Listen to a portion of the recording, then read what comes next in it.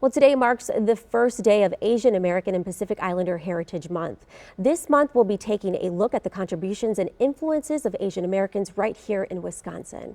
And this morning, we're joined by the Interim Chief Diversity, Equality, and Inclusion Officer at the University of Wisconsin-Milwaukee, Chia Vang. And we first want to start off with why this month is so important for the Asian American and Pacific Islander community and how necessary it is to highlight members of the AAPI community.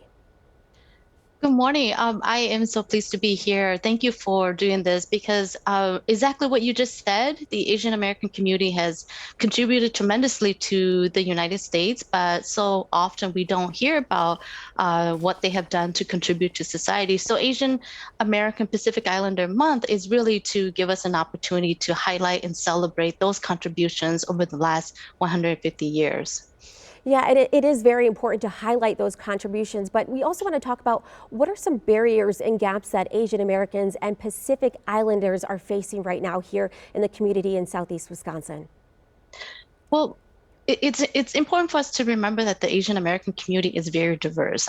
We have many who have been here for 3, 4 generations, and others who just arrived very recently. So it's very important not to kind of lump them all into one kind of experience for any groups anyway. But I think some of the major challenges for our community has been that on an aggregate level, we are seen as a community that is doing really well in terms of socioeconomic status. If you look at data, but when you unpack that, when you disaggregate the data, we have communities or members of sub-communities that are very much living in poverty, challenged. But I think overall, some of the things that big gaps for us is that there has been very much mobilization recently due to the rise of documented anti-Asian rights incidents.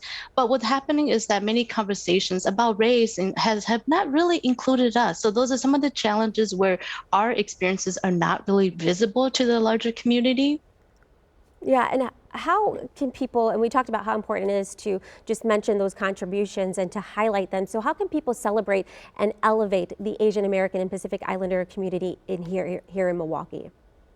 Sure. I think here in Milwaukee, throughout the state and in the country too, I think it's very important for us to teach Asian American history. So often, young people don't know anything about Asian American history until they get to college, if they happen to take an Asian American history course.